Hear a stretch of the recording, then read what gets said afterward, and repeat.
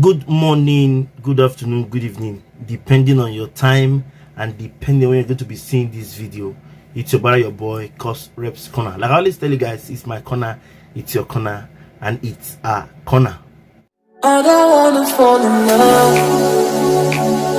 I just wanna have some fun, yeah.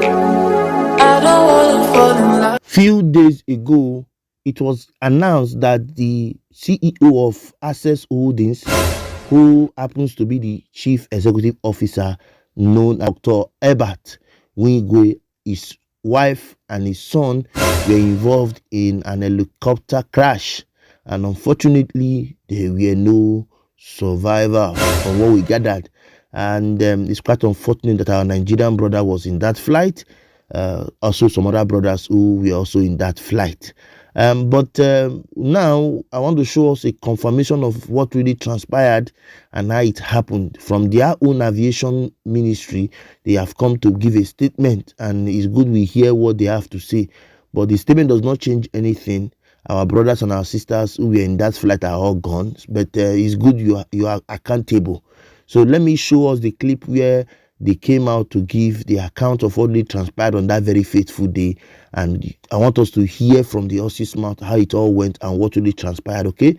That's what I've come to share with us. So I would not like to talk much. I would like to move directly to the video so that we can hear what they have to say. Having said, I want to thank you for always watching my content. Thank you so much for your love and the care. For those of us who have not subscribed or followed us on our social media platform, please, I beg you, subscribe to the channel, like, comment, and share so that we can move this ministry to the promised land. I come away next time to see me on your screen, guys.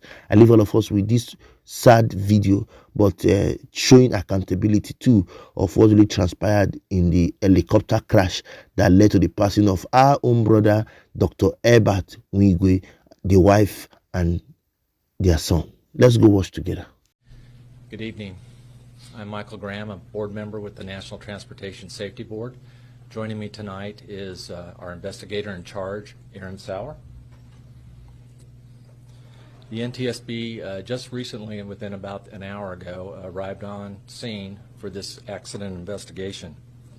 Last night at 8:45 p.m. Pacific Standard Time, an Airbus EC-130 helicopter departed Palm Springs, California, en route to Boulder City, Nevada.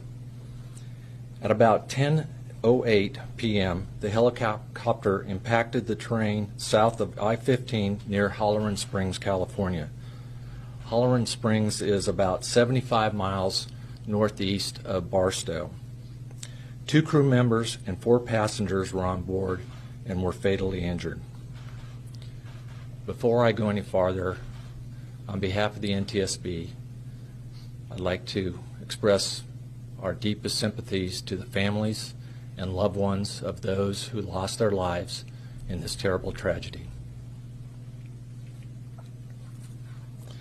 We have a representative from the NTSB's Transportation Disaster Assistance Division on scene with us. She is currently working with the family members of those who lost their lives and will provide support as well as investigative updates as they become available. The NTSB is an independent agency charged by Congress to investigate every civil aviation accident and significant accidents in the other transportation modes.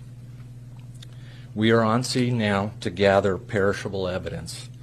Our team is methodically and systematically reviews all evidence and considers all potential factors to determine the probable cause.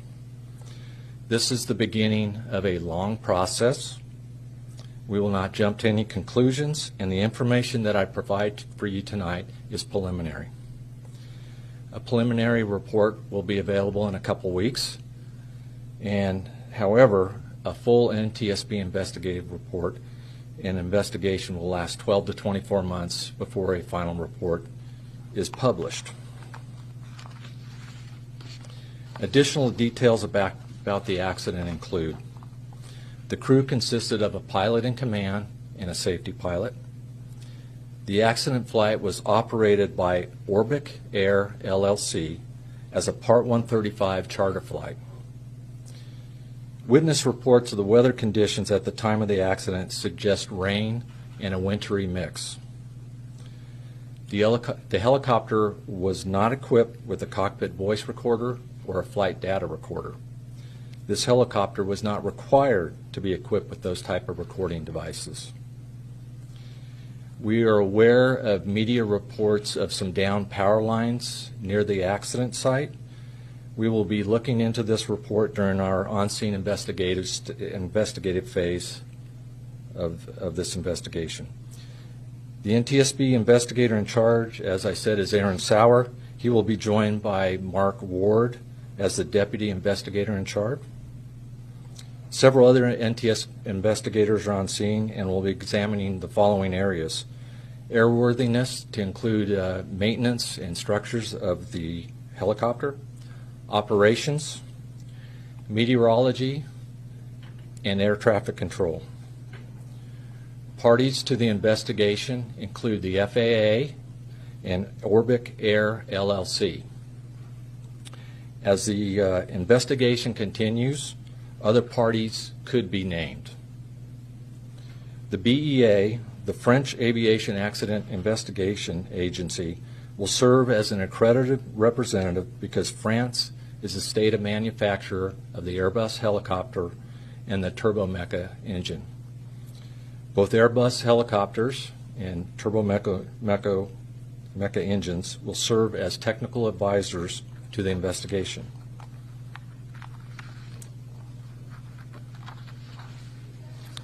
Planned activities for tomorrow will include traveling to the accident site to conduct the initial on-scene documentation, and documentation will also include aerial mapping of the wreckage with a drone and site measurements. Also, we will be working with Orbic Air to obtain flight crew records, helicopter maintenance records, and flight dispatch records.